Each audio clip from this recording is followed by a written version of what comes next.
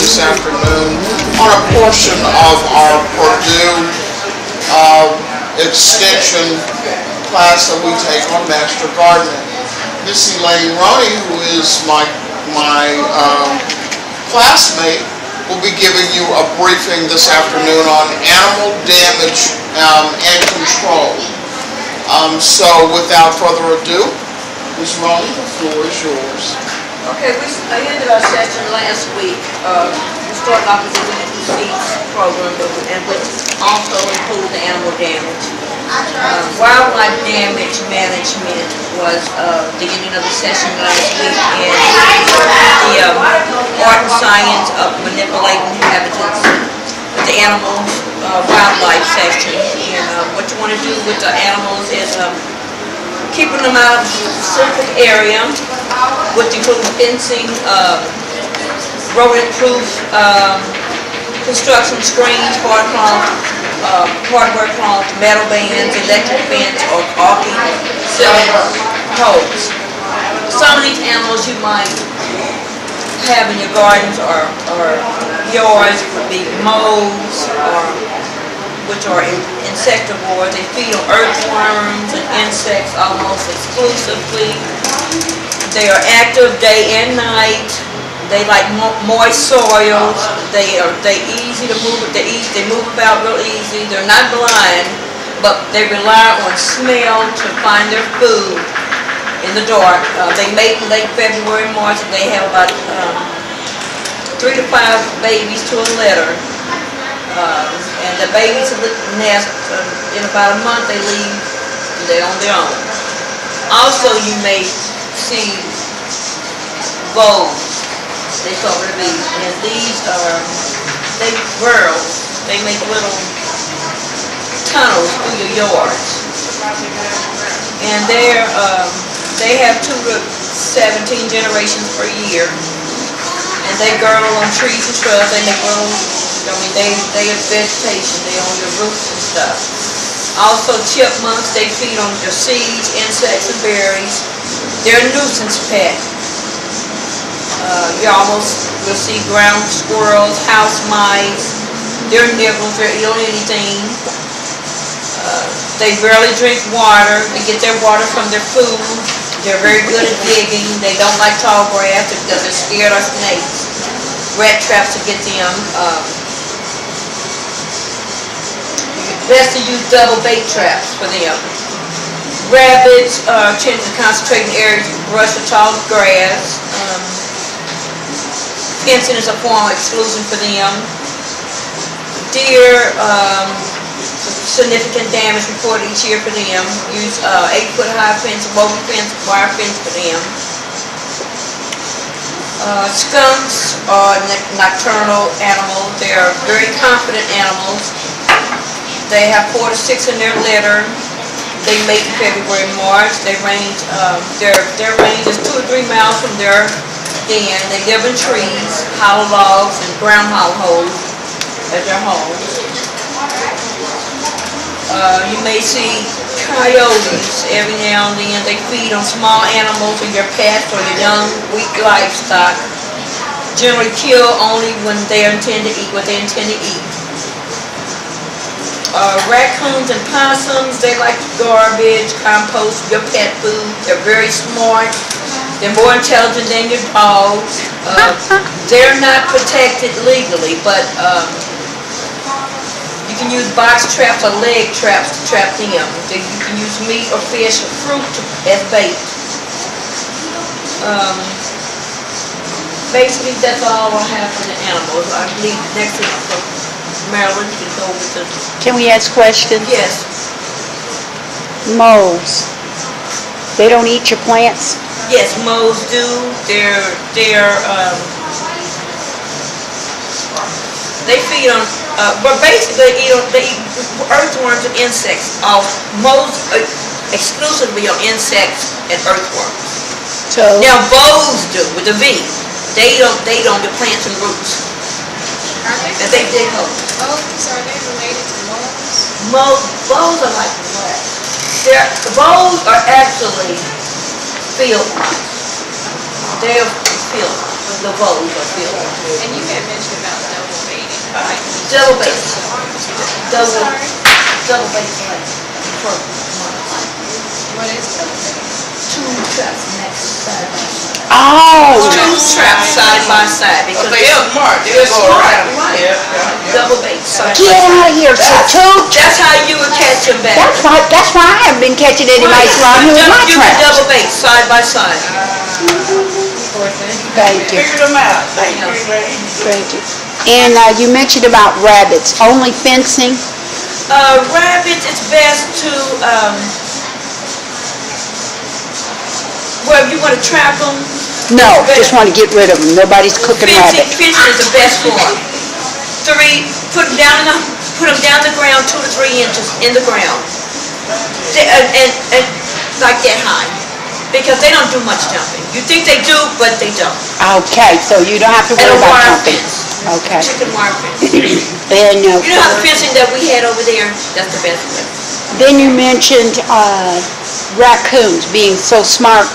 So they are compost eaters, They're compost and your pet food. so they're not going to be bothering our plants. They will. They will. They'll eat the They plants too. and animals. Raccoons eat plants and animals. Okay, gotta go. Got to go. Humane Society take the raccoons? Once you catch 'em? Raccoons are fur bearers, so they are actually protected by the law. Unless yes they are, they're fur bearers and they're protected unless they become a nuisance. Now, if they become a nuisance to your gardens and stuff, then you have the right to kill them. Okay. Does the Humane Society get them? Because I have cages for raccoons. Yeah, then you can catch and release. You have to take them you have to get permission. There's a catch and release, you have to get permission, and then you take them 10 miles away and release them. Okay, okay. Where do you get this release thing? I always just caught them and took them out some places since I don't eat raccoons. If you're on your land, from the landowner, you get permission from the landowner. If you caught them on somebody else's land, Oh, okay, you get permission okay. from the landowner. Oh, okay, okay, that's the release. Yeah. NJ, have you had any problems with rodents or vermin of any kind? Garden. Now, the only thing I had a problem with was rabbit, put up a rabbit fence. The rabbit just looked, and really, it could hop over it, but it's not doing it. They don't. They only go so high. Yeah. It's like I said, 2 or 3 feet. Okay. 2 feet high. They don't. So you think they will high, but they Yeah, don't. they just look at it. They just look at. They see the fence and it deters them just looking at that fence. It's interesting. I'm supposed to get my food now. Right. Just looking at the fence deters them. Faye, do you have any problems with your garden? You said you had a garden every year. Got a fence around it. Okay. Once you put that fence up, they say forget it. Okay. All right. How high do you have your fence? Not very high. Not very high. You can step over it. Okay. The fence, it works for most of the Animals, yes. Even the raccoons? Correct. Really? Wow. That's amazing. Yeah. Thank you, ladies. My presentation is basically on pesticides and their uses. Because we are a holistic food growing and food preparation organization here,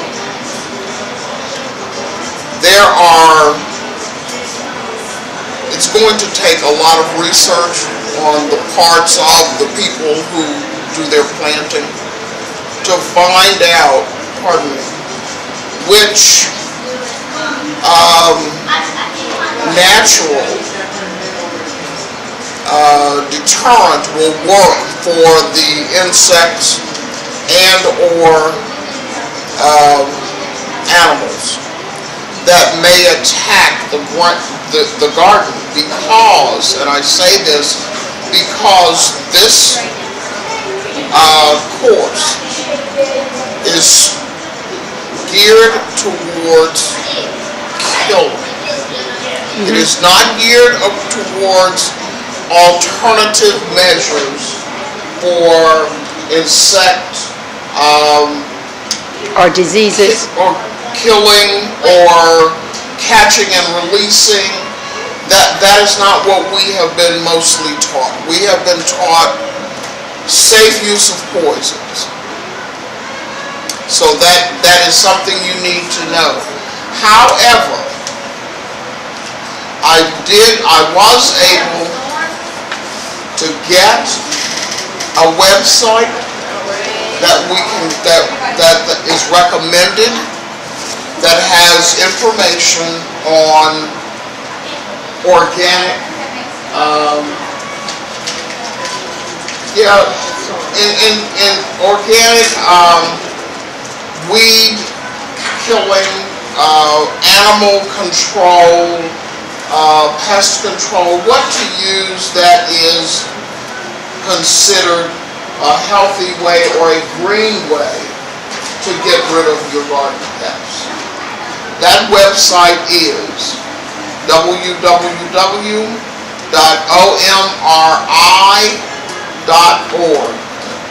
Again, that's www.omri.org.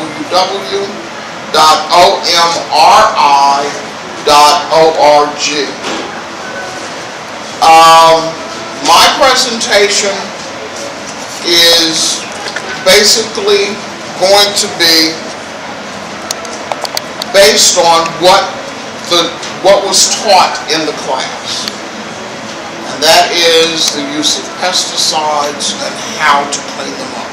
Because where the school may be organic, 9 times out of 10, the gardens grown by the folk who work in it are not organic.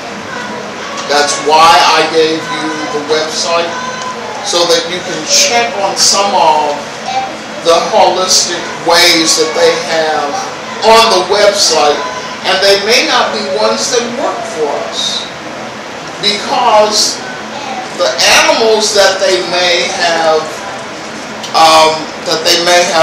investigated or documented may not be something we have trouble with. So therefore, we would have to dig a little bit deeper in order to get the answers that we need.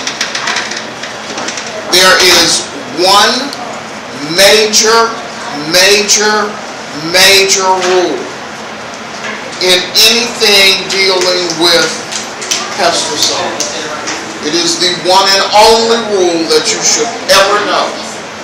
Read the label. You cannot say that enough, because pesticides are poisonous. Anything they touch must be cleaned. If it is saturated, it must be thrown away. You throw it away. And you don't just throw it in the garbage. You package it and throw it away. Because garbage goes to a landfill. A landfill is just what it says. That garbage is turned over into the soil. That whatever is in the garbage is now in the soil. So, you have to remember that when throwing away oil from your cars, if you do your own oil changes, gasoline, if your car is old, as most of ours are, and not everybody can afford a brand new car. So you have an old car, you got oil leaks, you got gasoline leaks. It's going where? Where's it going? It's going into the ground. And anything that is in your area that is growing is now contaminated with the oil and the gasoline. And it's contaminated for a long time. It's not just as long as you can see the spot on the ground. Because once you stop seeing the spot, that just means it's all has been absorbed by the soil. So now you've got it everywhere. So that's something we must remember. Please read labels. It'll save you. It'll save your kids. It may save your neighbor. It may even save Fluffy, your favorite pet. So it's something that we cannot, that was the one thing that I got out of this presentation. Read the label. They even showed us this hokey film, and the whole message was, read the label. So,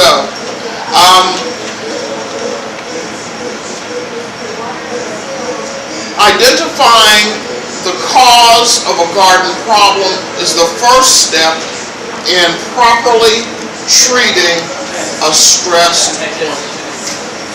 So if you know why your soil, if you look at your plant and your plant is dying, there are two things to check. Check for insects or animals, and check your soil.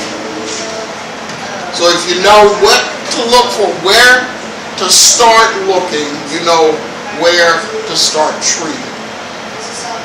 I hope that makes some sense for you.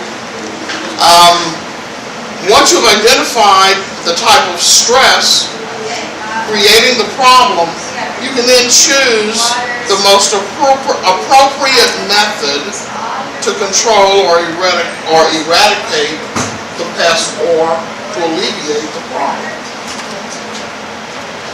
Now I'm only going to hit on the things that I feel are very important.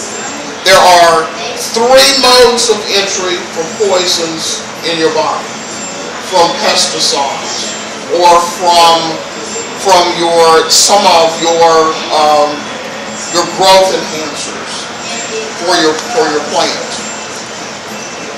Through your mouth, through your skin, or through the nose. Oral,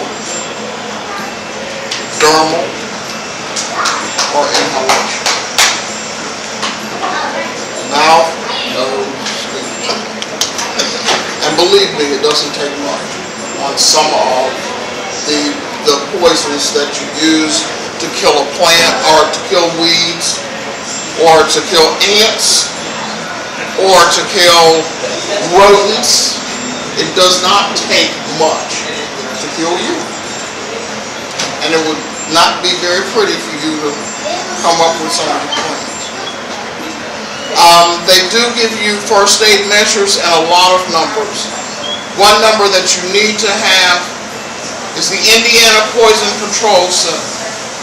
Every parent, grandparent, teacher, sister, brother, aunt, mom and dad need to write this number down. 1-800-382-9097. No, that's not, no. Please, no. What's the song that you sung? No. I don't know. I do. What's the poison control number? That's one poison control number. I need the poison. 1-800-222-1222. What number you talking No, about? that ain't the number. That is so. That's that other number. That's the poison control. 1-800-222-1222. It is not the poison control. Okay, ladies. You're on film. We got you on tape. That was love, thank you. Also, you can just know that all pesticides are poisonous. All pesticides are poisonous. They make good money selling pesticides, poisoning your food. So be very careful what you use around your food. We were also taught accidental spill cleanup.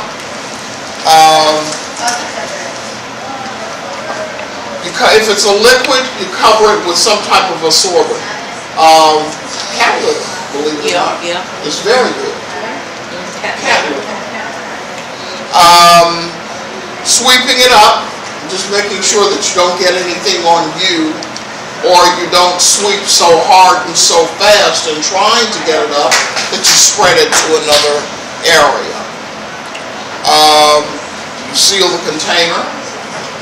You put it in something else that will seal the container within it, and then you dispose of it.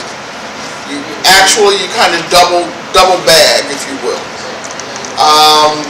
You wash the spill, and you wash yourself. I can't get that. That was just beat into our brain that you remember to wash your hands. Remember to take those clothes off immediately and wash your clothes. And you don't wash them in the same load as you're washing everybody else's clothes or some more of your own clothes. They must be dealt with separately. Very separately. You treat them as though they were poison, and they are. That's the only other way to say it. You're dealing with poison to get rid of, except in the Cincinnati's case, where she won't be using poison, she will be using the holistic way, the green, if you will, way. But when I brought that up in class, it was like I was speaking a different language. Because if you were playing Stump the Teacher, I did. He sputtered for a good 5 minutes before trying to think of an answer. Truly, he was not ready for that, because his entire course is based on chemicals. And, it had to be known that not everyone is dealing in chemicals. And we are proud to say that we are one of those organizations that do not. Yes, ma'am. I was just gonna make a statement. That is one of the things that Grit has been assigned, is that we are to go and do research and find out what the rest of the world is doing, as it pertains to food. Yes, ma'am. And so we found out that this well-informed class that everybody is ranting and raving about is not all that, because they're not taking care of the real health issues that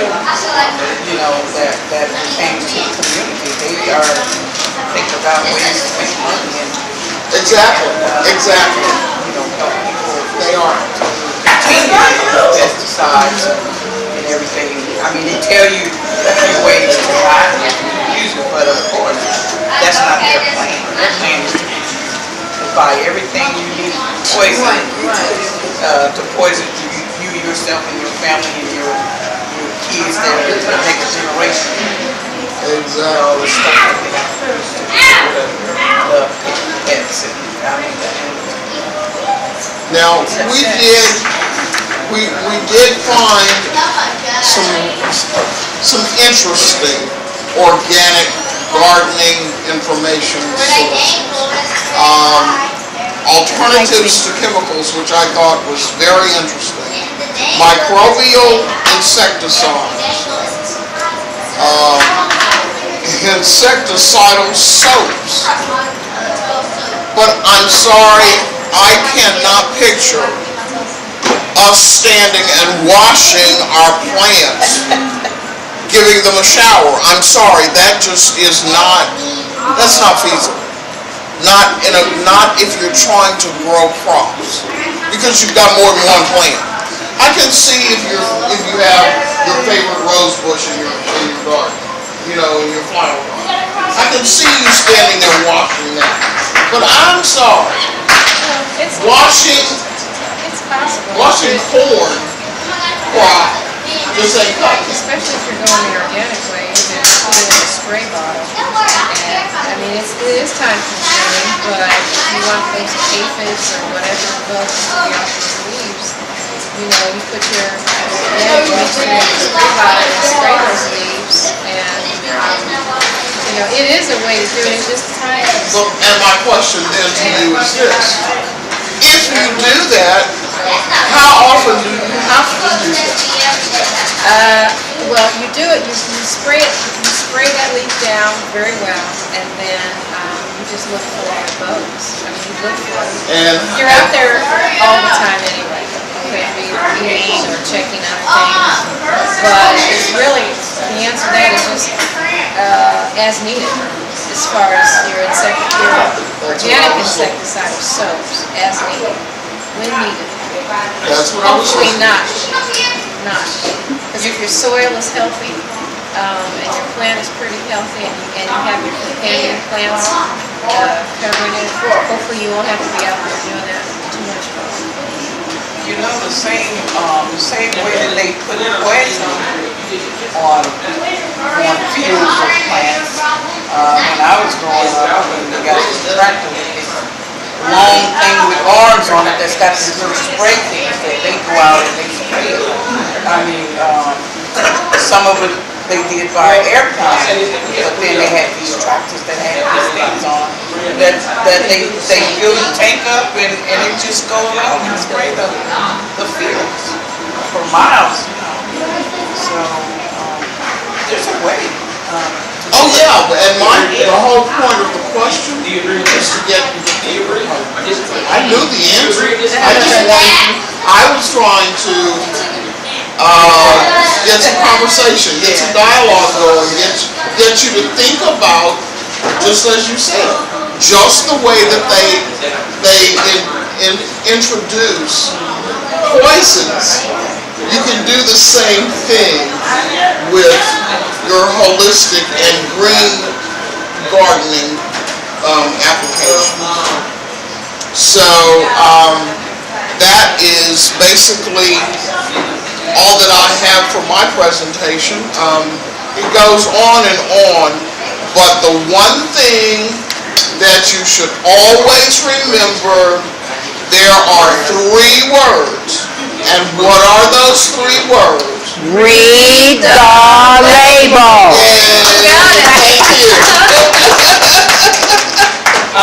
You're the best teacher. Just do it, just do it. Yeah, I knew it, we can do it.